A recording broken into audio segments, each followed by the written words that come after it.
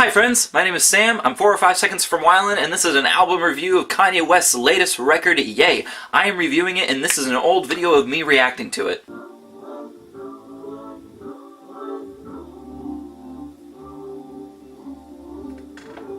I don't think there's really much to talk about with Kanye West really anymore because everybody else has really talked about him. One of the most controversial figures in the music industry, whether it's, fixing his albums right away, co-signing with our current president, or really reminding us that Beyonce still has one of the best videos of all time. But I don't think this controversy has really stopped him from getting praise from his musical accolades. He has dropped some of the most impressive albums this decade with My Beautiful Dark Twisted Fantasy, The Life of Pablo, and after another controversial runs with Whoop-Diddy Scoop Scoop Poop, Ye is back with a new record, and man oh man are people talking about it. Scrolling through Twitter, I've seen so many people list this as their least favorite Kanye album. But honestly, I fail to see why, because this is easily in the top half, I think, of the work he's put out so far. Tweaking off that 2CB, huh? I feel like this is a nice refresher for Kanye because Yeezus was definitely trying to follow a trend instead of making the trends that he did with every other release prior to that. And The Life of Pablo, with its muddy release and everything, Ye is a nice, fresh, clean, and fairly crazy ride to boot. It's clean, it's a little slower pace, which I think people are dissing it for, because throughout the very short 7 tracks, there really isn't a banger in a sense. I think the closest that would be with All Mine, but that doesn't even really start to kick in until maybe like the minute mark. I feel like the thing that's going to take All Mine away from being a banger would be that it's almost too spacious in a sense. Which, don't get me wrong, I think silence in music is very effective, but it's not going to appeal to an immediate audience. However, it being so spacey, it doesn't stop it from sounding very clean and very precise, which is Kanye's probably best feature on this album. And with any Kanye album, the production is still absolutely fantastic. Nothing sounds swallowed, nothing sounds muddy, it all just sounds crisp, precise, leveled, mastered, super clean. Not too clean, but pretty clean. It's shown off pretty well in the first track, I Thought About Killing You, with these washing, wishing gospel sounds before it kicks off into this bass line and this bass drop and beat change that still gets me every time I hear it. It's a different type of rules that we obey. On the songs Wouldn't Leave and Violent Crimes as well, these oily gospel sounds just cut through it like a bullseye.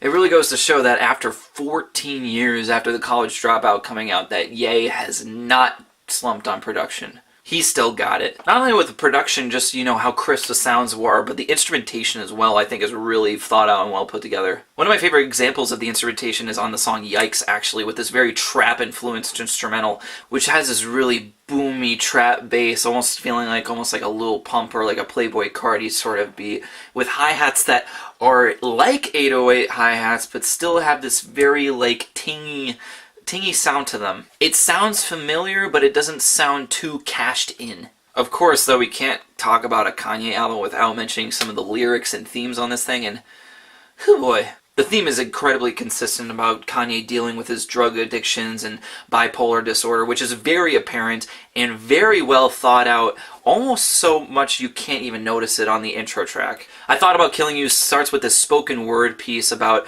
how much he loves himself, but how much he also wants to kill himself. Honestly, the back and forth that barely is noticeable that goes on is so well thought out that it's scary. Kanye is going back and forth with killing himself and loving himself, but the two coincide together so well through the wordplay that it doesn't even seem like anything is different between the two. Which I think is almost a statement on how slick bipolar disorder can be. You don't exactly know or are aware of what is speaking and what isn't. And I think a lot of the struggle of what he deals with is also shown on the final track again. Thank goodness.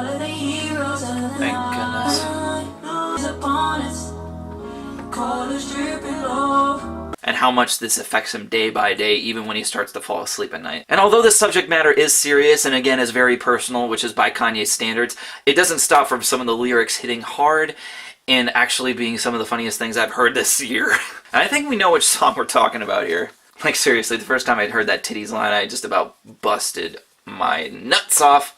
I love your titties cause they prove I could focus on two things at once.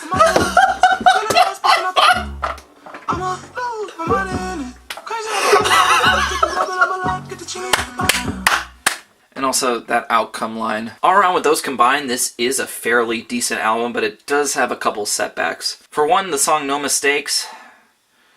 God, I hate this track. I jinxed it. I hate that sample so much. The problem I have with No Mistakes is that there's this really obnoxious, believe it or not, sample in there that just seems so misplaced and so out of key with the rest of the instrumental that it's so distracting that I can't even focus on what the rest of the song is about. I know it's a nitpick, but it was just so out there for me. Like, it didn't sound bad or anything, it was mixed well, but at the same time it just stood out to me because it was...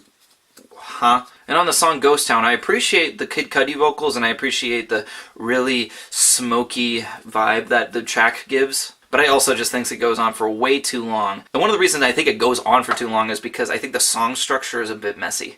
I couldn't listen to this track once without wondering, wait, where are we in this? That coupled with these laser synths, like a pew pew pew, I don't know. It wasn't for me. However, I don't think that makes it a bad track per se, but in a sense it's just a little bit unfocused. Overall though, I think this is actually a pretty great record from Kanye. Not one of his best, but definitely far from his worst. I would still put this in the top half of his discography for me. I'm excited for the project he's dropping with Kid Cudi, and I'm going to give Kanye West's Yay a 7 out of 10.